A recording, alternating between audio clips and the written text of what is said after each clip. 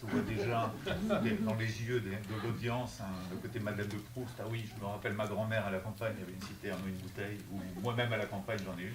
Et c'est vrai qu'il y a ce côté un peu patrimonial de la marque, et plus de 85 ans d'existence. C'est une filiale historique du groupe Shell d'ailleurs jusqu'à il y a 2 ans, et un groupe que je préside depuis 5-6 ans maintenant.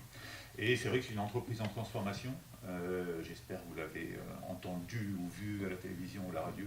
On fait même de l'électricité, du gaz électricité, oui, ça décoiffe un peu. On fait du gaz naturel, on fait des granulés de bois, on fait beaucoup de services associés à la transition énergétique. Et oui, on peut être bienveillant et exigeant, et oui, on peut vendre de l'énergie et encourager les économies d'énergie. Je pense qu'il y a effectivement de toute façon toujours des contradictions à gérer. Et on fait beaucoup d'innovation. Et on travaille beaucoup avec des startups, et justement, c'est un des thèmes sur lequel on peut rebondir, sur le droit à l'erreur, qui est fondamental. Pour moi, il y a 2 éléments, et après, il y a l'exemplarité du leader qui joue dans l'innovation, que sont l'humilité et la reconnaissance du droit à l'erreur. Je ne sais plus qui a dit que l'arrogance du succès, c'est de penser que ce qui a fait notre succès et ce qui a marché hier va suffire demain. Et quand on a cet état d'esprit-là, fondamentalement, on va se planter, parce qu'on rate des virages stratégiques. Et fondamentalement, d'encourager l'organisation, les équipes de direction, les collaborateurs, à la remise en question, non pas sous un mode de culpabilisation, mais vraiment sous un mode de curiosité est extrêmement fondamental. Et l'ouverture aux startups dont on a fait un peu dont on a été les pionniers il y a 4-5 ans, est très important aussi pour permettre aux collaborateurs de se ressourcer, de voir que leur propre paradigme n'est pas la limite qu'ils peuvent avoir, mais justement, ils peuvent gagner l'ouverture. Et l'autre élément, c'est le droit à l'erreur. Et c'est que c'est toujours facile à dire dans une conférence, on dit bah oui, forcément, on ne peut pas innover si on n'accepte pas l'erreur. Bah oui, c'est vrai. Et ça implique du courage, et ça implique de l'honnêteté intellectuelle, et ça implique que pour le dirigeant et son équipe de direction, justement, ça ne soit pas qu'un slogan, mais ça soit une réalité. Et fondamentalement, dans les 4 ou 5 dernières années de Butagaz, avec pas mal de remises en question, on s'est planté plus d'une fois. Et je crois que la clé, c'est de l'accepter, c'est de le reconnaître, mais justement d'être exigeant dans l'analyse des réseaux de l'échec. Et justement d'avoir ce niveau d'atmosphère inclusive qui permette aux collaborateurs qui ont contribué quelque part à l'échec de se sentir en confiance, de contribuer à l'analyse des routes causes, et donc derrière à la correction de ce qui peut être corrigé pour justement éviter la reproduction des erreurs. Donc vraiment cet état d'esprit autour de l'humilité et de la reconnaissance du droit à l'erreur pour vraiment driver l'innovation est un élément que j'estime fondamental. Et encore une fois, je ne suis pas DRH du groupe est dans la salle, il est là. Il me coach pas mal sur le sujet, je le coach aussi par ailleurs sur d'autres sujets. Mais, est-ce que vous aimez bien cette notion de coach? Oui, j'aime bien cette notion de coach, parce qu'au final, je crois qu'à un certain moment, le rôle du dirigeant, c'est pas de faire, surtout quand on est un peu feignant comme moi, il y a des équipes, heureusement, qui le font bien mieux que moi sur la plupart des sujets, mais c'est précisément d'être le chef d'orchestre, de parler à l'extérieur et d'être l'ambassadeur, et puis aussi de coacher, mais vraiment au sens du manager général d'une équipe sportive, qui inclut aussi la partie coaching au quotidien. Parce que vous ne l'avez pas dit, mais c'est 800 personnes en France? Oui, Butagaz, c'est à peu près 800 personnes sur une vingtaine de sites en France. On a un siège, et je vais revenir d'ailleurs pour parler un peu plus en détail. Ça a beaucoup résonné votre présentation. On est allé à travers cette transformation. Oui, 800 personnes, 1 petit milliard de chiffre d'affaires, et en croissance, et bien qu'on soit dans l'énergie. Justement, l'autre point, quand j'ai démarré chez Butagaz, quand je suis arrivé au siège, c'était très représentatif de l'image qu'on pouvait se faire de l'entreprise, de l'extérieur. C'était de qualité, mais c'était que des bureaux fermés, c'était super sombre, c'était un peu des bureaux à la papa. Et c'était au point où on pouvait difficilement, crédiblement accueillir des candidats un peu jeunes et un peu dynamiques pour des entretiens d'embauche chez nous. C'était un petit peu compliqué. Et je pense que tout le monde dans la salle est familier avec ce concept de smell of the place, où c'est un professeur, je crois, anciennement de l'INSEAD, de London Business School, qui est indien et qui dit quand j'étais à l'INSEAD à Fontainebleau, Au printemps, même si j'avais pas trop le moral, je me baladais en forêt, j'avais super la pêche. En revanche, l'été, quand je rentrais chez moi à Calcutta, qui faisait 45 degrés à l'extérieur avec 100% d'humidité, même si j'étais super en forme, au bout de 5 minutes, j'étais cuit. Et il disait, posez-vous la question quand vous êtes dans vos locaux, dans vos bureaux, c'est quoi le smell of the place? Est-ce que c'est plutôt la forêt de Fontainebleau au printemps, ou est-ce que c'est plutôt Calcutta en été? Et chez nous, c'était vraiment Calcutta en été, un jour de canicule.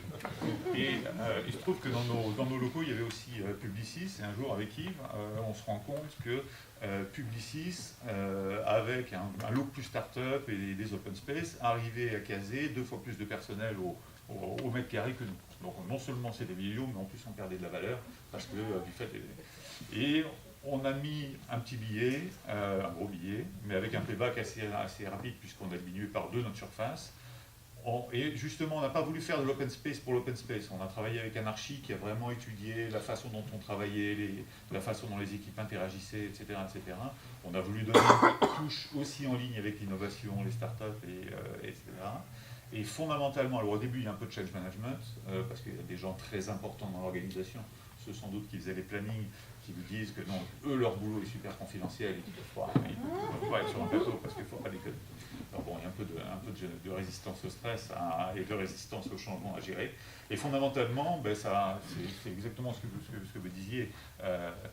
On fait des économies, l'état d'esprit change, les dynamiques d'équipe changent, c'est pas que dans les US, c'est dans la réalité. Et derrière, quand vous voulez attirer des talents, des millennials, vous en parliez, ou des moins millennials, mais toujours des talents, on vient de recruter quelqu'un de chez Amazon, et bien fondamentalement, quand vous avez un état d'esprit qui rejaillit dans le setup de vos bureaux, c'est tout de suite plus crédible, et votre histoire est tout de suite plus crédible.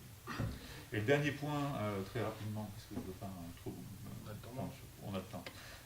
Quand on s'était rencontrés, on a beaucoup parlé de diversité, d'inclusion.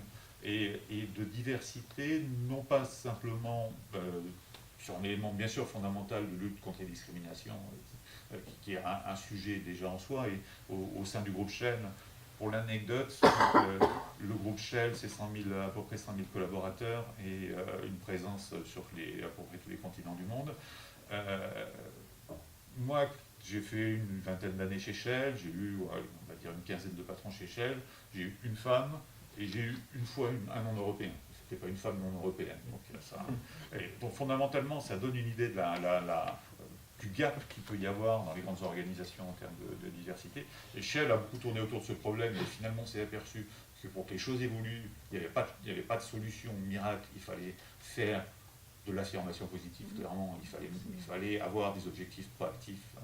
Et assez rapidement, mon expérience a été que autour de moi, donc moi je n'ai pas trop changé en termes de nationalité ou de genre, mais autour de moi, mes collègues ont changé, et tout de suite on sent la différence. C'est pas le jour et la nuit, mais on sent les évolutions, et c'est vraiment super fondamental. Et chez Butagas, on est très franco-français, donc on a moins ce souci du multipasseport. En revanche, en termes de représentation de genre, on est à parité sans le vouloir d'ailleurs, et c'est toujours intéressant de le dire. Le comité exécutif, c'est 3 femmes, 5 hommes, et des top 25 collaborateurs, je crois qu'on est à peu près 40%. Donc, en revanche, ce qu'on essaie, nous, de travailler, c'est la diversité, non pas simplement visible, mais la diversité en tant que profil. Et à commencer par l'équipe de direction, on a quasiment toutes les tranches d'âge, on a un trentenaire, des cadras, des quinquas, un nouveau sexagénaire, on a des profils complètement différents. C'est pas nous qui fournissons l'électricité. Je vais en profiter pour vous servir à boire.